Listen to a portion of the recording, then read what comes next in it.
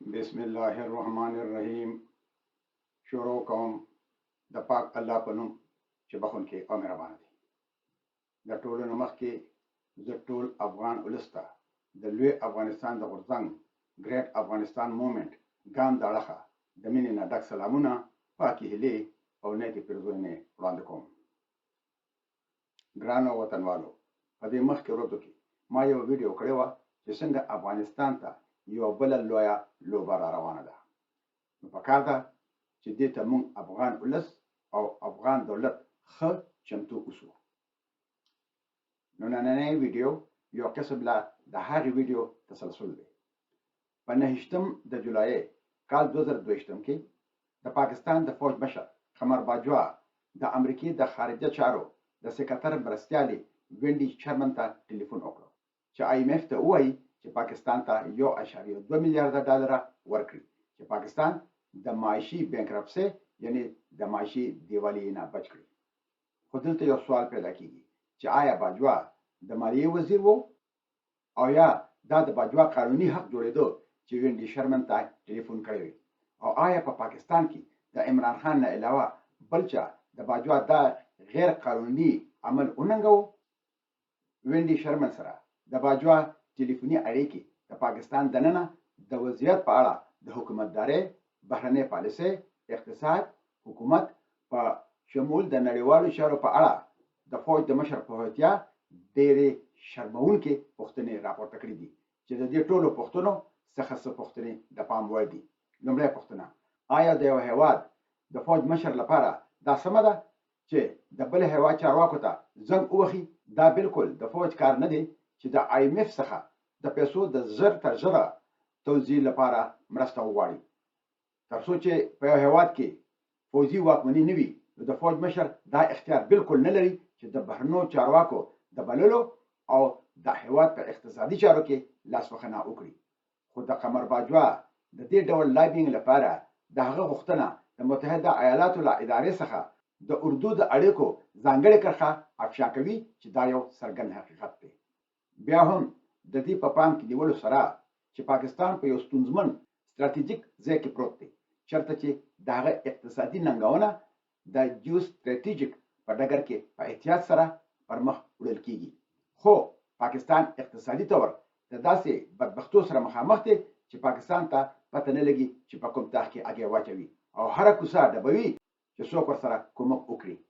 بل اړخ ته مهمه نه ده چې اقتصادي ستونزې څومره هم وي، خو دا د فوج د مشر کار نه دی چې دا ډول ټلیفونونه وکړي. د چین سره د پاکستان اوږدمهاله نږدې اړیکې دي، خو امریکا هم د پاکستان سره په مختلفو وختونو کې په مختلفو اړیکو کې ښکېل ده. نو د قمر باجوا زنګ په څو محاذونو کې غلط سیګنالونه ورکړي دي چې دا د پاکستان حیثیت او د خبرو اترو دریځ نور هم کمزوري کوي. دا یوازې هغه لومړني رول پیاوړی کوي چې د فوج لوړپوړي قماندانان یې په لټه کې دي چې امریکې ته ځان نږدې کړي، او په ځانګړې توګه په وروستیو کلونو کې د پاکستان او امریکې په اړیکو کې د اصلي خبرو اترو په توګه د پاکستان د فوج مشر لویه ونډه اخیستې ده.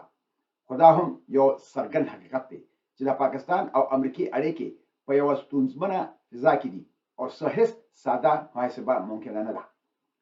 له همدې امله د فوج د مشر ټلیفون به د پاکستان لپاره کومه ګټه ونه لري، ځکه چې د قمر باجوا قد د عمران خان په وجه ډېر ټیټ شوی دی چې د عمران خان سره د فوج، سیول ملټري اسټابلیشمنټ او عدلیې خلاف ولس راپاڅېدلی دی.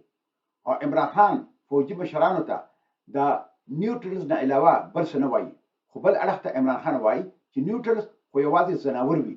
نو په غیر مستقیم ډول عمران خان د پاکستان د فوج مشرانو ته د ځناورو په سترګه ګوري. دویمه پوښتنه: که چېرې دا ډول ټلیفونونه د کومې ګټې ترلاسه کولو امکان نه لري، نو بیا ولې د فوج مشر باجوا د امریکې چارواکو ته ټلیفونونه کوي؟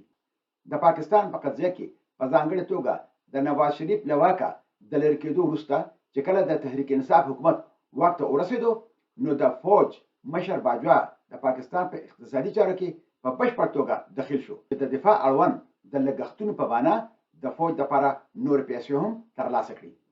خو د بده مرغه چې د کله نه دا مردار هیواد پاکستان منځته راغلی دی، نو د پاکستان فوج د افغانستان او د هندوستان اړوند په خارجه پالیسۍ کې د پاکستان د یو دولت هم مداخلت منلو ته تیار نه دی، ځکه چې دا دواړه داسې هیوادونه دي چې د دې نه د خطر په بهانه د پاکستان فوج، سیول ملیټري اسټابلیشمنټ او عدلیه د پاکستان د ولس وینې څکي. حالانکه دا فوج دومره بې غیرته فوج دی چې د هندوستان سره 4 جنګونه کړي دي او هم دوی دا جنګونه شروع کړي وو، خو په هر یو جنګ کې به د اوښ پلونه جوړول. خو د پاکستان یو دولت هم د فوج خلاف هیڅ عکس العمل نشي ښودلی او یریږي چې د پاکستان فوج به د چوکۍ نه لرې کړي، ځکه چې څوک هم په پاکستان کې په قدرت کې راځي نو د فوج مرسته به ورسره وي، ګنې په قدرت کې نشي راتلی. نو عمران خان هم د فوج په مرسته قدرت ته رسېدلی و، خو قدرت ته د رسېدلو نه وروسته عمران خان په مزه مزه په افغانستان کې د فوج د مداخلت غندنه شروع کړه. عمران خان وایي چې کله شوکت عزیز د پاکستان وزیر اعظم و نو هغه زه غوښتی وم، نو ماته وایي پکار ده چې په افغانستان کې جنګ له دوام ورکړی شي. نو ما ترېنه پوښتنه وکړه چې ولې؟ شوکت عزیز راته وویل چې موږ د افغانستان جنګ استعمالوو او پاکستان ته د بهر نه ډالرې را روانې دي. نو عمران خان وایي چې یو هفته خو زه ګنګس وم چې دا لاس روان دي چې د افغان وطن په بربادۍ او د افغان ولس په وینو باندې پاکستان ډالرې ترلاسه کوي. نو ای افغانانو ورونو او بچو، دې ته سوچ وکړئ چې موږ له د برټانیې ناجایزه اولاد پاکستان پسې ټوپک د لاس کول پکار دي او که نه؟ فیصله په تاسو. د پاکستان په اقتصاد کې د ګوتو وهنو نه علاوه د پاکستان د فوج مشر له اوږدې مودې راهیسې داسې ښکاري لکه چې د پاکستان د بهرنیو چارو د وزیر په توګه دنده ترسره کوي، په ځانګړې توګه له امریکې سره په خبرو اترو کې. د متحده ایالاتو سفارت د همیشه لپاره له ډېر وختونو څخه د فوج له مشر سره لیدنې کوي. د فوج د مشر دفتر له اوږدې مودې راهیسې د اساسي قانون اړوسو خیال نه مخکې ساتلی دی او نه یې اوس ساتي. د الظواهري د وژنې نه لږ وړاندې د پاکستان د فوج مشر جنرال باجوا د امریکې د فوج کمانډر جنرال مایکل ایرک سره خبرې وکړې. اخر دا ټلیفونونه د پاکستان او امریکې اړیکو لپاره څه معنی لري؟ دا ټلیفونونه دا ثابتوي چې د فوج لوړپوړي قومانده د پاکستان او امریکا په اړیکو کې اصلي کردار ادا کوي. کله چې د پاکستان د فوج مشر د امریکې چارواکو ته ټلیفونونه کوي نو په ښکاره خو دوی یو خبره کوي خو د کاسې لاندې نیم کاسه وي.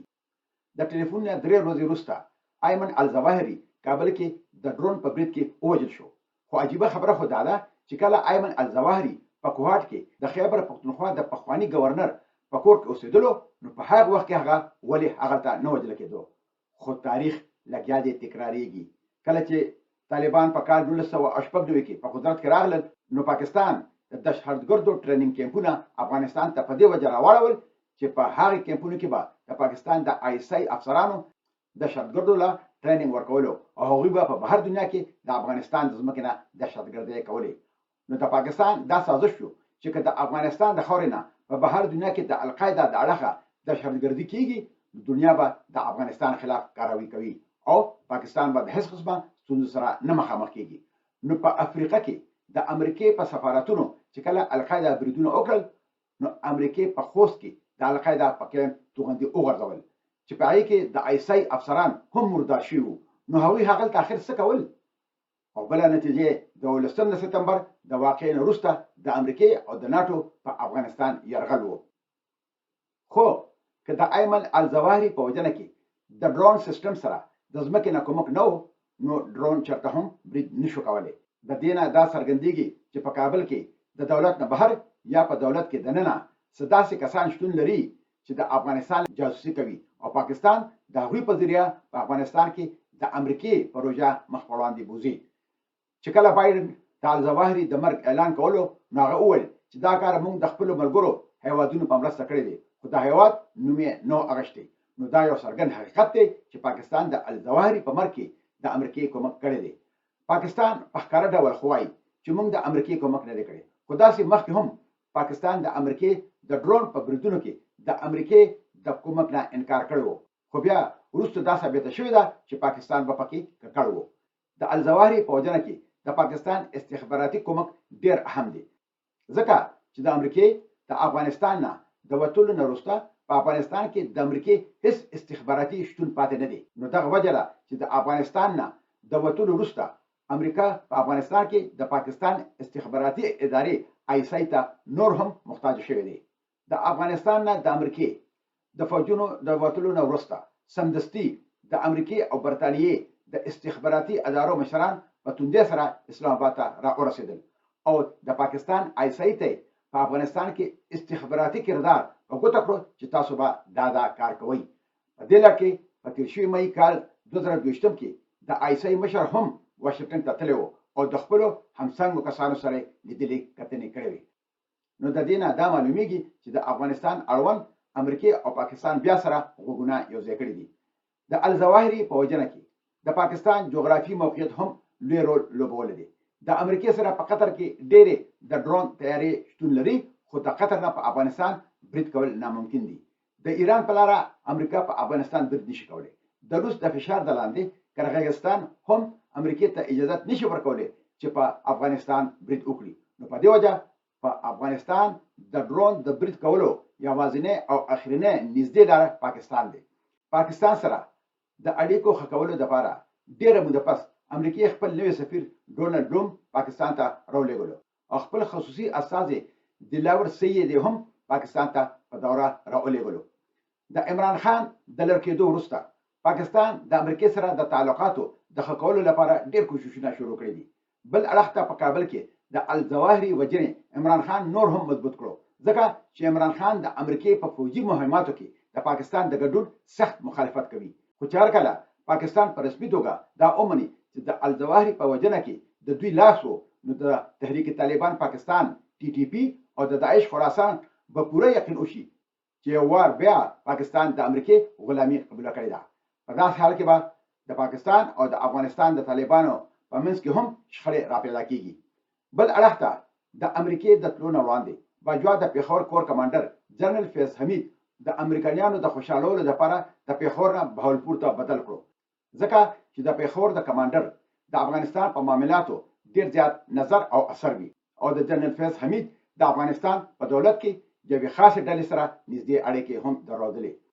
نو د هغه د تلو په وجه به نوی کور کمانډر په خیبر پښتونخوا کې د عمران خان دولت ته هم ستونزې جوړوي او فیض حمید به د افغانستان د طالبانو نه هم لرې وساتل شي. اوس قمر باجوا بیا د اګست په اخر او یا د سپتمبر په لومړیو ورځو کې امریکې ته روان دي. خو که موږ د تاریخ په اوږدو کې وګورو، نو چې کله به پرویز مشرف د امریکې په دوره تلو، نو اول به په پاکستان کې د القاعده یو کس ونیولو او په رسنیو کې به د هغه ښه پروپاګاندا وکړه.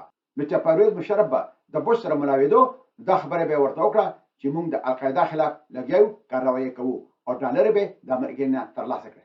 کله چې په افغانستان کې انقلاب وشو، نو د پاکستان سره د 30 ورځو بجټ پاتې و. نو د پاکستان د استخباراتو یو افسر بریګیډیر یوسف په خپل کتاب افغانستان د بیر ټریپ کې لیکي، مونږ وایي چې پاکستان هڅې هم لګیا دي تباه کیږي. نو راشه په افغانستان کې به د شوروي اتحاد خلاف د امریکې مرسته وکړو او پاکستان به د تباهۍ نه بچ کړو. نو بریګیډیر یوسف لیکي چې دا مونږه یو ډېره لویه جواري کړې وه او هغه جواري پاکستان وګټله. او بیا لیکي چې مونږ د اوسه پورې حیران یو چې افغانستان او شوروي اتحاد په پاکستان ولې حمله نه ده کړې، ګنې که دوی حمله کړې وي نو پاکستان ختم و. بریګیډیر یوسف نور لیکي چې د امریکې په مرسته مونږ به دنیا ته ویل چې مونږ په افغانستان کې هیڅ لاسوهنه نه کوو. خو بیا په کال 1992 کې خبره ټولې دنیا ته ښکاره شوه چې پاکستان په افغانستان کې لاسوهنه کوي او د مجاهدینو سره هر قسم کوم ګناه هم کوي. نو اوس بیا هم هغه وخت راغلی دی چې پاکستان اقتصادي طور د قبر په غاړه باندې ولاړ دی، لګیا دی دیوالیه کیږي. نو پاکستان یو ور بیا هم هغه جواري کول غواړي. د پاکستان د فوج مشر باجوا د امریکې د تلو نه مخکې د القاعده د مشر الظواهري په وجنه کې خپل رول ولوبولو او اوس بیا پاکستان په افغانستان کې یوې بلې جواري ته ملا وتړله چې پاکستان د تباهۍ نه بچ کړي او افغانستان له نور هم د ډبرې زمانې ته ورسوي. همیشه افغانستان د پاکستان لپاره لنګه غوا ده چې کله ورته د پاکستان ضرورت شوی دی نو لوشلې ده. ضیاءالحق ویلي چې د افغانستان انقلاب د پاکستان لپاره د الله د اړخه یوه ډالۍ وه. د پاکستان بین المللي منل شوی غل ډاکټر عبدالقدیر خان په یوه مرکه کې ویلي و چې که د افغانستان انقلاب نه وي شوی نو موږ به اټم بم دومره زر نه جوړ کړی. د پاکستان یو مشهور ټي وي اینکر په ټلویزیون وایي چې عربو له خدای پاک تیل ورکړي دي او پاکستان له خدای پاک افغانستان ورکړي دي. نو افغانستان به اوس بیا په غیر مستقیم ډول د جنگ میدان جوړیږي. بل امریکا خو په خپله د افغانستان نه وتلې ده، خو هغوی دا هم نه غواړي چې 20 کاله جنگ موږ وکړو 2000 خپل بچي موږ د لاسه ورکړل په میلیارډونو ډالر موږ اولګولې او اوس د چین په تیار راشي او د افغانستان په منرال او په خاصه توګه په لیتیم دی خېټه واچوي چې لیتیم د دنیا د هر یو موبایل ټلیفون په بیټرۍ کې استعمالېږي. نو آیا امریکا به دا برداشت کړی شي چې د هغه دښمن چین دی د ټولو دنیا په ارتباط یعنی کمیونیکیشن باندې کنټرول ولري؟ بل د افغانستان جغرافیایي موقعیت هم ډېر لوی اهمیت لري. د کال 2004 نه تر د کال 2009 پورې د ناتو مشر جاپ ډي هوپ شفر په واشنگټن کې یو غونډه ته بیانیه ورکوله.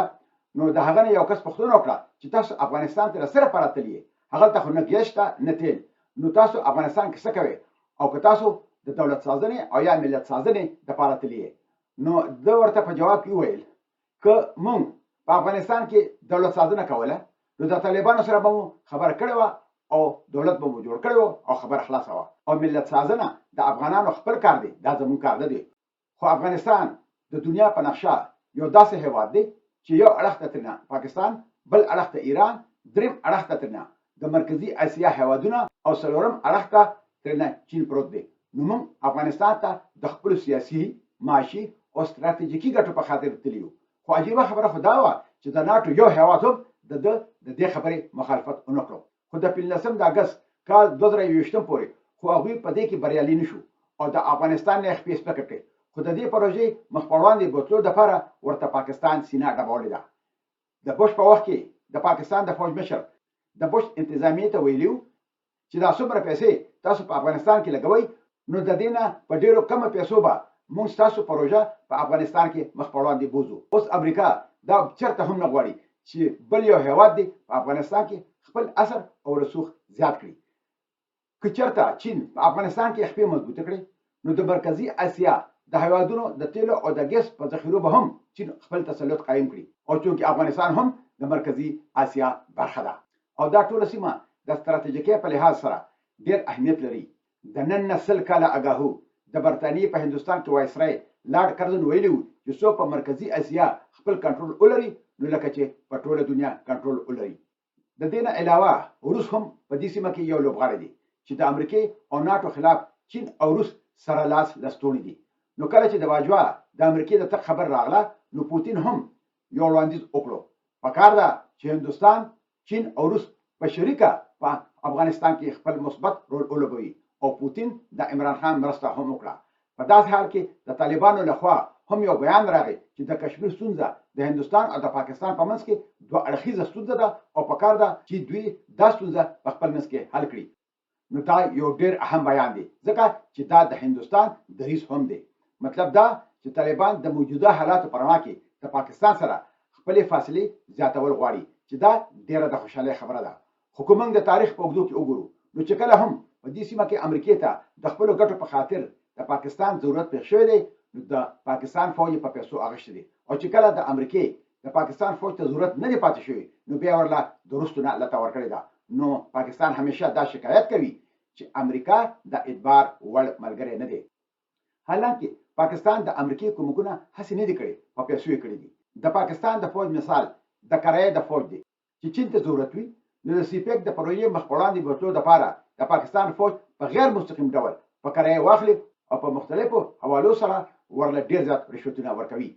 خو بل اړخ ته د امریکې د یو سټریټیجیک پارټنر په توګه هندوستان هم امریکې ته د شک په نظر ګوري چې امریکا د اعتبار وړ ملګری نه دی او دغه وجه ده چې هندوستان د ناټو او امریکې سره هم خپل تعلق ساتي خو د روس او ایران سره هم نږدې اړیکې لري او هغه کار کوي چې کوم د هندوستان او د هندوستان د خلکو په ګټه تمامیږي. خو د خپل خراب اقتصاد حالت په وجه که پاکستان د امریکې جولې ته ځان وغورځولو نو د اوسه پورې پاکستان د بل په اوږه ټوپک ایښودی او په افغانستان کې به جنتکارۍ کولې. خو دا ځل داسې بریښي چې امریکا او د هغې اتحادیان به د پاکستان په اوږه ټوپک دي چې په افغانستان کې په مستقیم ډول مداخلت وکړي چې دا به د پاکستان دپاره د مرګ پیغام وي انشاءالله. خو د دې نه علاوه د پاکستان امریکې ته نږدې کېدل به چین ته ستونزې جوړوي. نو که موږ د سریلنکا حالت وګورو چې چین ورته دومره قرضونه ورکړي وو چې د قرضونو د قسطونو د نه واپس کېدو په وجه سریلنکا بینکرپټ یعنی دیوالیه شو، نو پاکستان ته هم چین ډېرې زیاتې پیسې قرض ورکړي دي او پاکستان سره د د هغې پیسو د قسطونو ورکولو دپاره هم د پیسې درک نه لګي، نو اوس به لاس د چین وي او ګریوان د پاکستان. خو د پاکستان او د سریلانکا په منځ کې فرق دی. د سریلانکا نفوس 20 میلیونه دی او د پاکستان نفوس 220 میلیونه دی. بل پاکستان یو اټومي طاقت دی. نو که پاکستان بینکرافت یعنی دیوالیه شي، نو د پاکستان اټومي وسلې د داسې کسانو په لاس کې غورځېدلی شي چې هغه به نه یوازې د دې سیمې بلکې د ټولې نړۍ لپاره د ګواښ سبب جوړېدی شي. نو په داسې حال کې چې پاکستان د قبر په غاړه ولاړ دی او پاکستان ته د پیسو ډېر سخت ضرورت دی، چې هغه ضرورت یوازې امریکا، د هغوی ملګري او یا د دوی د اثر لاندې بین المللي مالي ادارې یعنی انټرنیشنل مونیټري فنډ IMF، ایشین ډیولپمنټ بینک او ورلد بینک پوره کولی شي. نو په داسې حال کې چې اوس امریکا پاکستان ته په دې سیمه کې او خاص کر په افغانستان کې څه هم وایي چې دا کار وکړه، نو پاکستان به هم هغه کار کوي. نو د داسې حالاتو په رڼا کې اوس پاکستان مجبور دی چې امریکې له به لاس ورکوي. نو پاکستان خو همیشه د امریکې د مجبورونه فایدې اخیستې دي او د مخې پالیسۍ ورسره چلولې دي چې هغې همیشه امریکا د ستونزو سره مخامخ کړې ده. نو اوس به امریکا هم د پاکستان د مجبورونه فایدې اخلي او خپل کارونه به پرې ترسره کوي. نو امریکا هم پاکستان ځان ته رانږدې کول غواړي، خو اخر د څه په بدل او د څه لپاره؟ ځکه چې هندوستان خو د امریکې ستراتیژیک پارتنر دی، نو دا خو د هندوستان خلاف نشي کېدلی. نو آیا ګنې بیا به زموږ وطن ګران افغانستان د جنګ میدان جوړیږي؟ خو ګرانو وطنوالو، دلته ماته څه بله قصه ښکارېږي. امریکا پاکستان د چین نه د راجدا کولو هڅې کوي، ځکه چې په دې سیمه کې د پاکستان د چین نه علاوه بل یو دوست هم نشته. د امریکې د پخواني د امنیت سکرتر هنري کسنجر یو قول دی چې د یو هیواد دپاره د امریکې دښمني خطرناکه ده، خو دوستي د هغه هیواد په مرګ تمامیږي. نو چې کله روس یوکرین واخلي، چین په تایوان ورخیږي او هندوستان په کشمیر ورخیږي، نو موږ افغان ولس او افغان دولت له به پکار وي چې په پاکستان چغه وباسو او د ډیورن لاین نه واخله تر د اباسینه پورې خپله ځمکه د پاکستان نه ازاده کړو او د اباسین نه تر د امه پورې د لوی احمدشاه بابا لوی افغانستان جوړ کړو انشاءالله. زما د بلې ویډیو انتظار وباسئ. اوس مو په لوی الله سپارم. تل دې وي پښتو، تل دې وي پښتونولي او تل دې وي زموږ د پلار نیکه خوږ او ګران وطن د اباسین نه تر د امه پورې د لوی احمدشاه بابا لوی افغانستان. د ازادۍ په هیله، مشال خان ټکر.